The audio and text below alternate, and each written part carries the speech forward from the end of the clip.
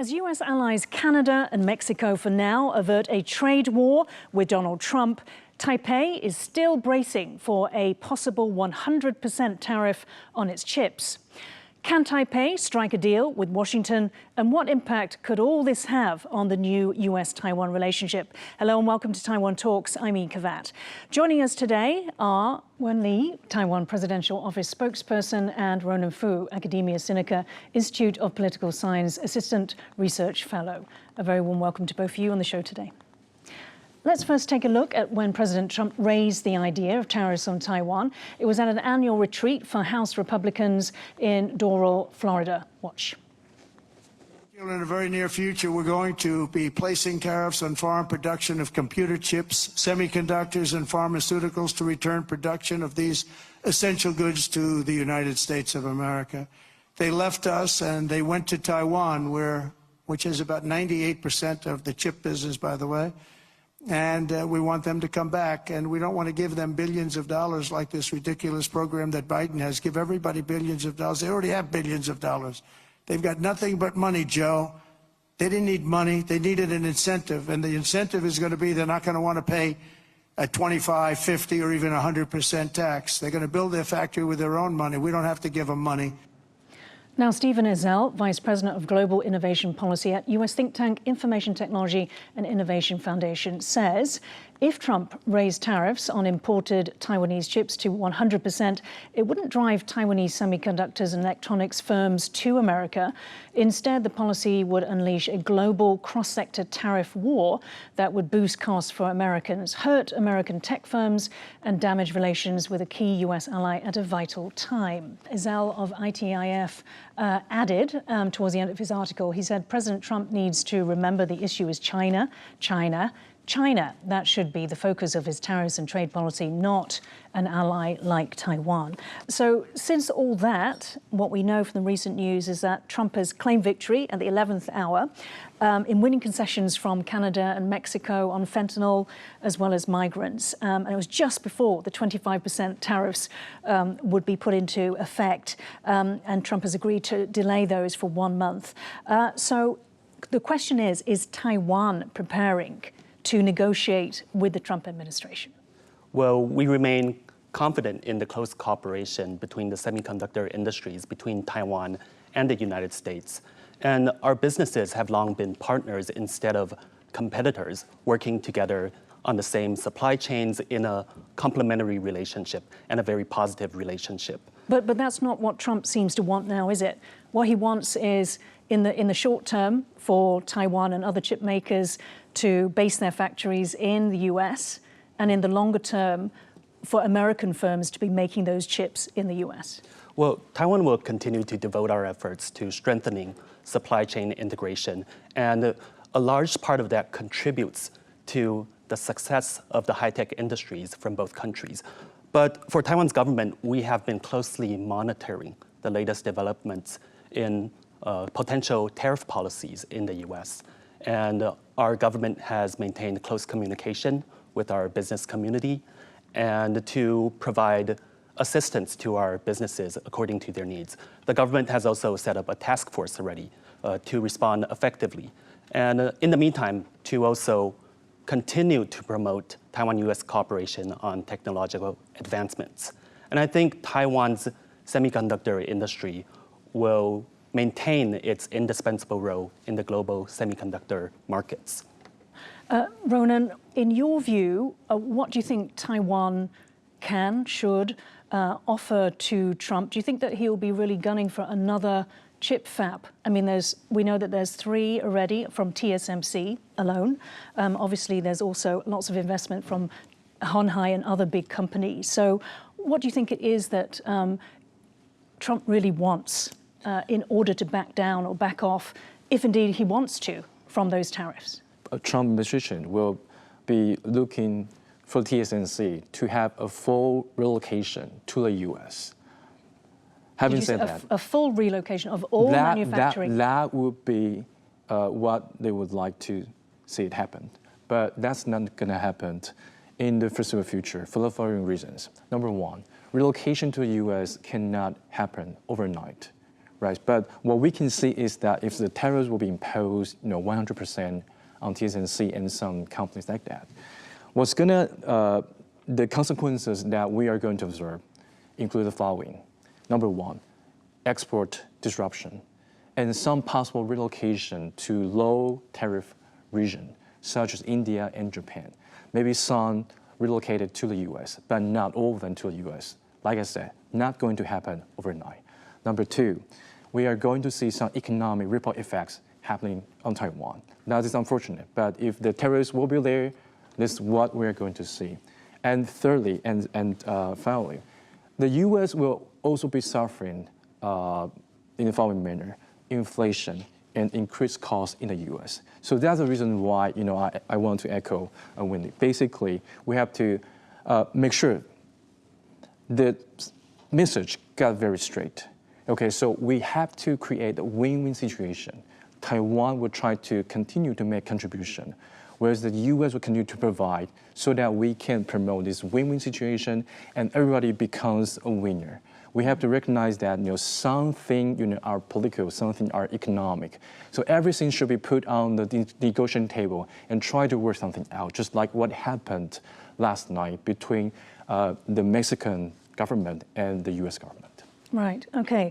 But it's a little bit different, isn't it? Sort of relocating or suddenly opening up a $30 billion investment in the US, for example, for TSMC, when they've already got 3, and these plans are made years and years in advance. One, can I ask you, so Ronan mentioned win-win. This is actually what came from your office. Can you tell me how it's a win for Taiwan? Well, we have to remember that the semiconductor industries of Taiwan and the US have always enjoyed a very positive and complementary relationship. And we already see a great degree of cooperation, including increasing investments in production facilities in the US and other countries over the past few years. And for example, Taiwanese companies often focus on the manufacturing of chips and other important components or parts instead of making ready-made consumer products. And that means that the business partners of these Taiwanese companies, whether it's American companies or other foreign companies, retain a large portion or a substantial portion of the profits made from these products. And for the chip manufacturing itself, the global supply chains are extremely complex with extremely complex ecosystems. But what's often the case is that the chip designs take place in the United States, while Taiwan focuses on manufacturing the chips while using machinery made by European or American companies. But in a nutshell, we see that by working together, our companies save money and make money together. And that's a win-win situation for all democracies, especially when we see challenges raised by red supply chains or manufacturing that takes place in authoritarian countries that might pose challenges to the freedom and security of many countries around the world. Right. And Ronan, you want to jump in just briefly? So I want to add 2 points. Number one, we're going to see a very good division of labor among like-minded states, and like U.S., Taiwan, Japan, and so forth and so on. Number two, it's actually good business for Taiwan and for the U.S. For every dollar earned from semiconductors sales, U.S. firms get 0.38, and Taiwan get 0.11. So it's a win-win, from like a strategic perspective and also from the business perspective. Is that making chips in the US with a higher cost, though? Or is that making chips in Taiwan? It's making chips in Taiwan and in some other countries. So we have to redo the math once the production is being made in the US. But still, in the long run, still we can achieve win-win. Eventually. Okay. Now, let's talk about the broader bilateral relationship. Over the past 4 years, former US President Joe Biden said 4 times that the US would help defend Taiwan. The message from his administration, including leading Democrats like Nancy Pelosi, was that Taiwan's democracy was worth defending. The US's Taiwan Relations Act mandates it to sell Taiwan arms.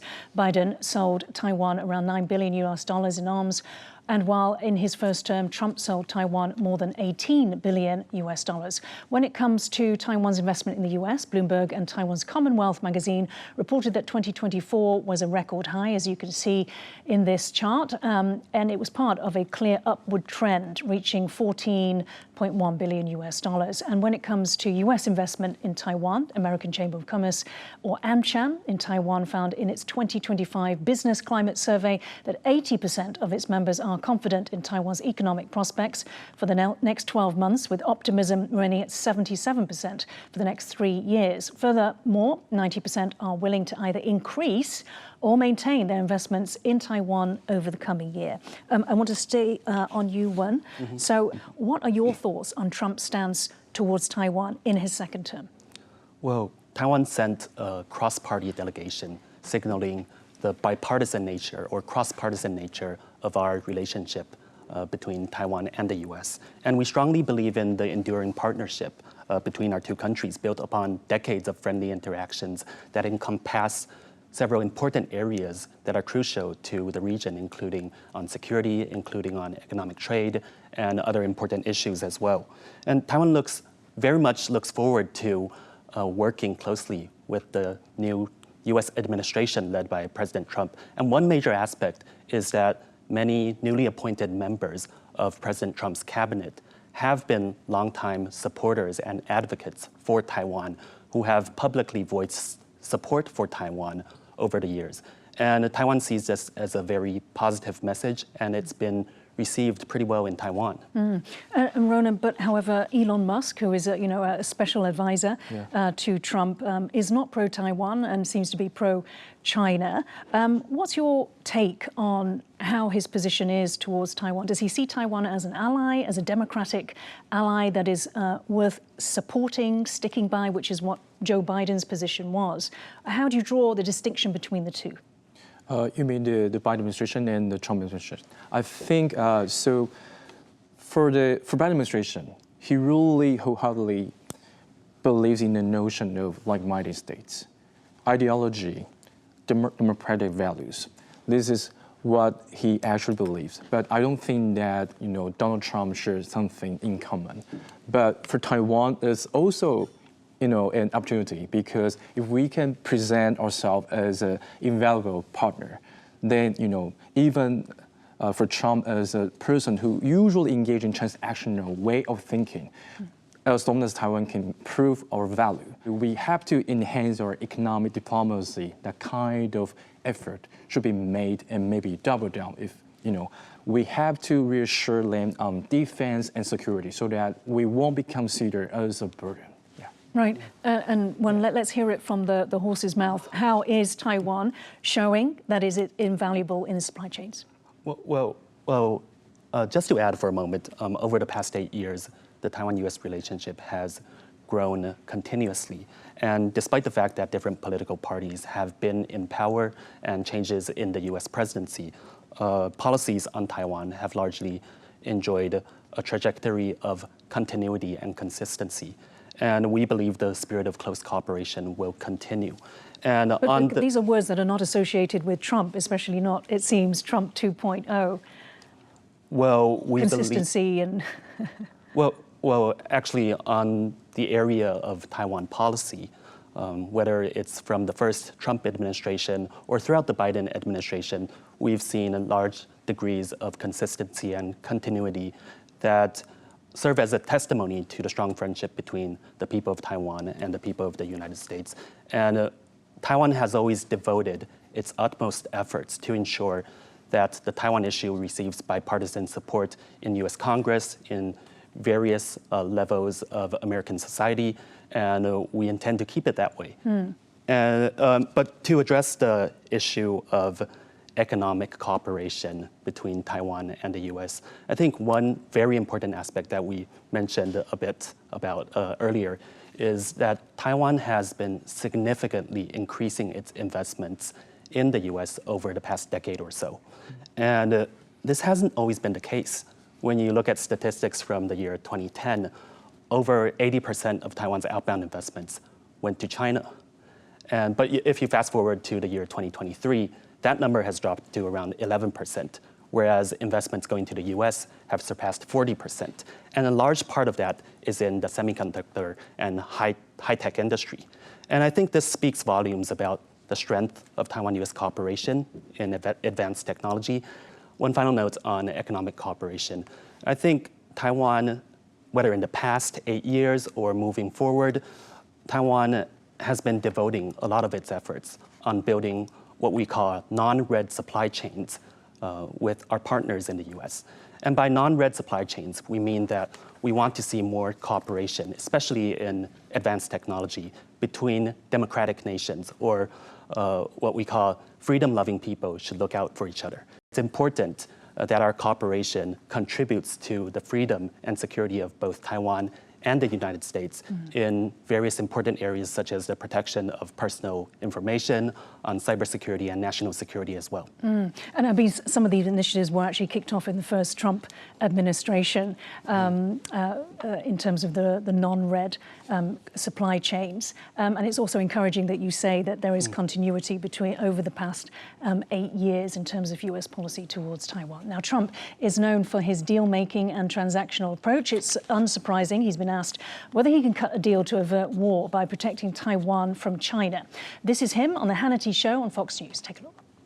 Do you think you can make a deal with Xi? Do you think that you can prevent Xi from his territorial desire to take Taiwan? Can you make a deal with him on making more fair trade practices? Oh, I can do that because we have something that they want. We have, with a pot of gold, we have one very big power over China, and that's tariffs. And they don't want them, and I'd rather not have to use it, but it's a tremendous power over China. So, Ronan, Trump says he can prevent Xi's territorial designs on Taiwan. He's mentioned 200% tariffs on the campaign trail. What's your assessment of how effective that would be given the past few days? So basically, I don't think that by imposing tariffs, you can actually deter a Chinese aggression against Taiwan. I think basically tariffs serve as political purposes, forcing the other side to talk to you on the negotiating table. But in the case of Taiwan, I think for Chinese aggression, that's going to happen due to their strategic and some, for example, nationalistic concern. So it's not about economic. Yeah, so we have to bear that in mind, noting that, even if there's going to be some American tariffs imposing on China, Taiwan still have to fight harder in terms of our own defense. Yeah. One, would you agree with that assessment that, tariffs themselves would not be enough to stop Xi Jinping? Well, when it comes to Taiwan's security, the rule is very simple. We must help ourselves before others can help us. Taiwan must bear the most responsibility for its own security, and Taiwan must demonstrate its own resolve to protect itself and defend itself. However, if our global partners express the intention to, through public gestures of support, then we appreciate all international efforts that intend to manage and contain the risks of authoritarian expansionism. And we also firmly believe that maintaining peace and security in the region requires efforts across a wide range of different issues, including the military aspect, economic aspects, and many other important areas. And President Li's 4 Pillars of Peace Action Plan actually illustrates the wide-ranging issues that Taiwan is willing to work on with our global partners to maintain peace, including strengthening Taiwan's defense, strengthening Taiwan's economic resilience, enhancing cooperation with our global partners, and principled leadership on cross-strait issues. It's a wide range of issues that we're working on to secure peace and stability in the Taiwan Strait. And Ronan, just your take on that interview that we saw there with Hannity. Was it, as Wen had just said, it's encouraging to see that Trump said, well, actually took a stance on the on Taiwan's future in terms of that he can do it and he would be game to try to stop Xi's designs on Taiwan. Was that something that was new for you, given that for a long time there was a lot of uncertainty about what his position was? I don't think that's new to me. His transactional way of thinking, again, right? So notice that actually the key is on tariff, what he can do using tariff. Now, Taiwan happens to be the subject matter that's being discussed. But putting 200% tariffs, there will be pain for U.S. consumers too. So yeah, I agree that that's going to impose some costs. It's good that he's perhaps willing to use tariff to protect Taiwan, but we cannot believe that there's a security guarantee. Okay, so we still have to make sure that we keep working with the U.S. government so that some firmer commitment will be made in other occasions.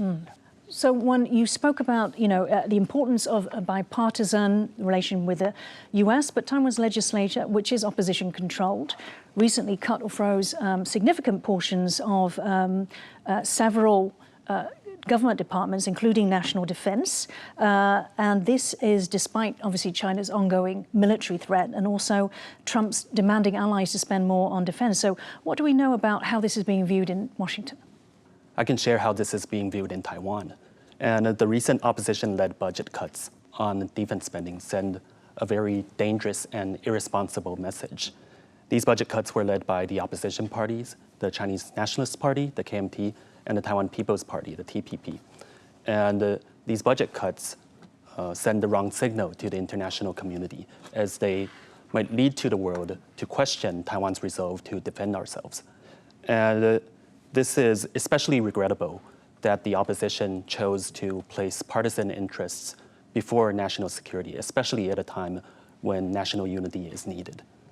Right. And Ronan, we should talk about their reasons for wanting to do that, in that they believe that there needs to be, there's too much wastage, or that money can be used more efficiently.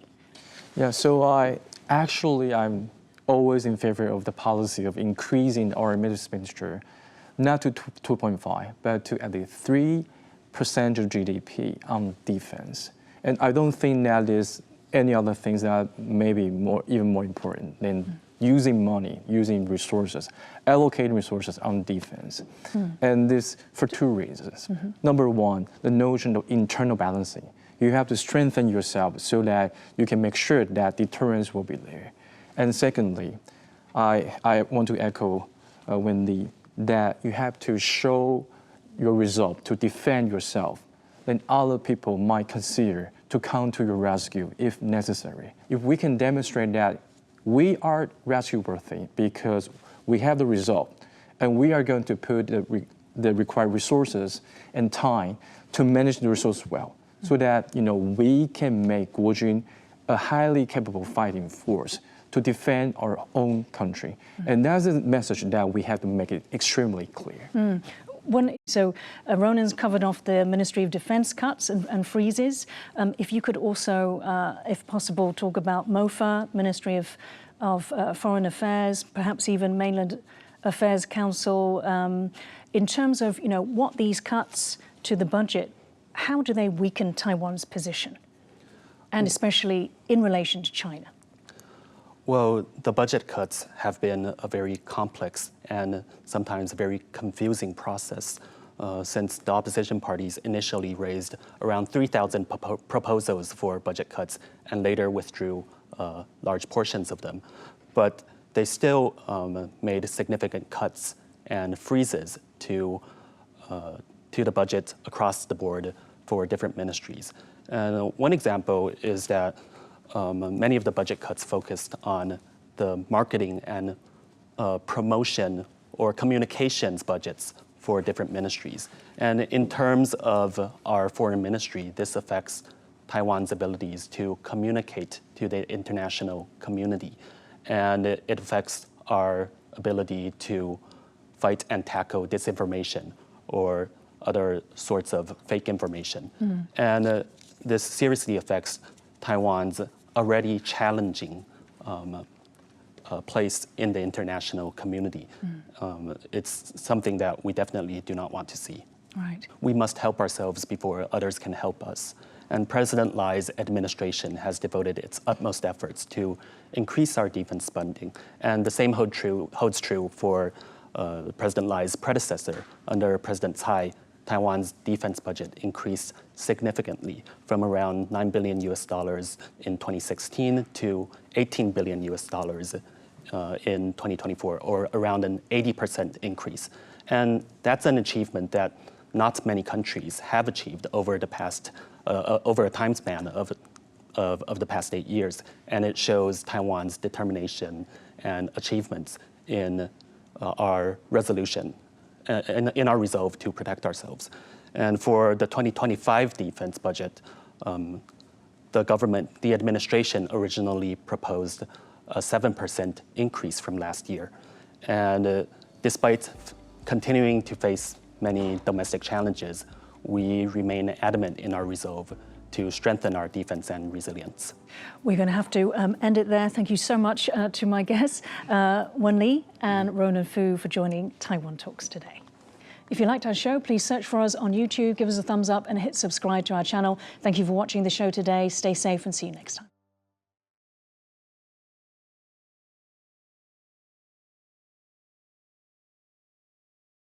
"2025 is calling.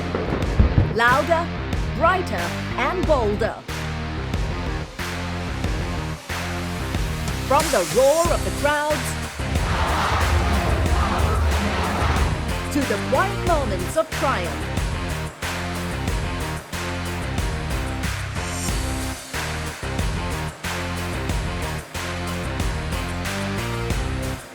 a year to experience sports at its finest.